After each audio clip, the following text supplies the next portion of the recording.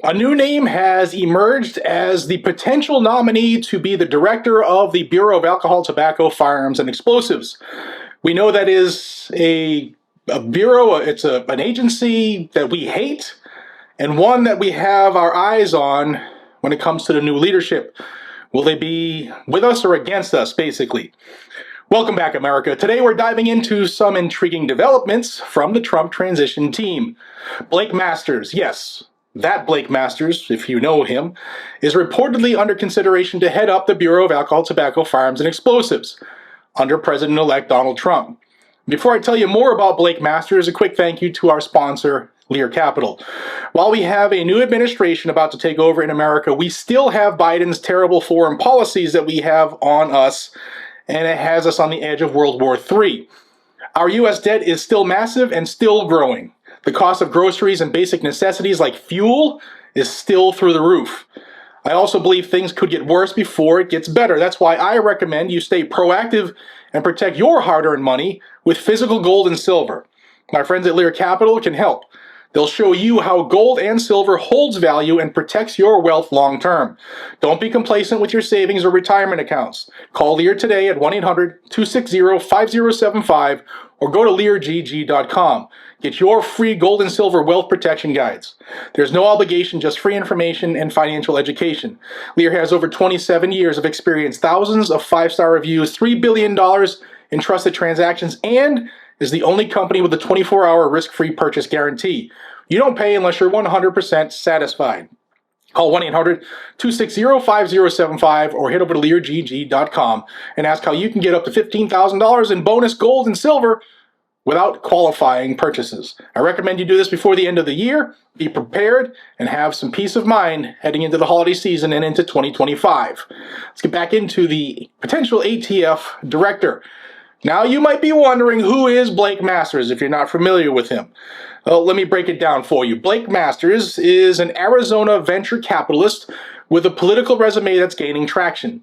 He previously ran against Mark Kelly for U.S. Senate and just narrowly missed out on a competitive GOP primary for Arizona's 8th Congressional District earlier this year. Here's a video of Masters that he ran as he was running for office. This is a short-barreled rifle. It wasn't designed for hunting. This is designed to kill people. But if you're not a bad guy, I support your right to own one. The Second Amendment is not about duck hunting. It's about protecting your family and your country. What's the first thing the Taliban did when Joe Biden handed them Afghanistan? They took away people's guns. That's how it works. I'm Blake Masters. I'm running for the U.S. Senate in Arizona, and I approve this message because without gun rights, before long, you have no rights. Initially, Masters was eyeing the Presidential Personnel Office as something he wanted to lead, but after Trump tapped someone else for that role, Masters pivoted his focus to the ATF. On Thursday, he reportedly met with Trump's transition team to discuss leading the ATF. Here's where things get interesting. Masters has ties to Vice President-elect J.D. Vance, which could help him. But he's also made some enemies within Trump's camp. If he gets the nomination, it's safe to say his confirmation process in the Senate won't be a cakewalk. Now, with that said, Masters' pro-gun stance might play well with Republican senators. Remember, he's campaigned as a strong Second Amendment advocate during his Senate run. Now here's a twist.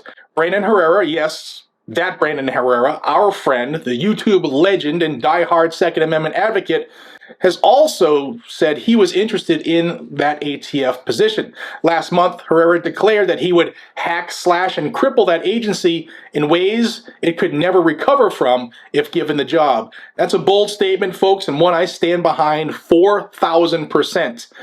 Plus, it'd be really nice to have one of my friends leading the ATF and destroying it from within. But wait, there's more. Rumor has it that a third name is high up on Trump's list for that ATF role. It's a name I'm familiar with, but I'm not going to put it out there just in case that person has pulled their name from the contention. We'll see. But your guess is good as mine as to who will actually get the nod. Here's the deal. Confirmation will not be easy. As we saw with Matt Gaetz's potential nomination for Attorney General. Well, it wasn't potential. He was nominated for a couple days before he stepped down. We know that any Republican nominee can only afford to lose 3 GOP Senate votes. That's a very, very thin margin, guys and gals. Very, very thin. So what do you think? If Blake Masters gets the nod, it could mean big things for pro-Second Amendment supporters.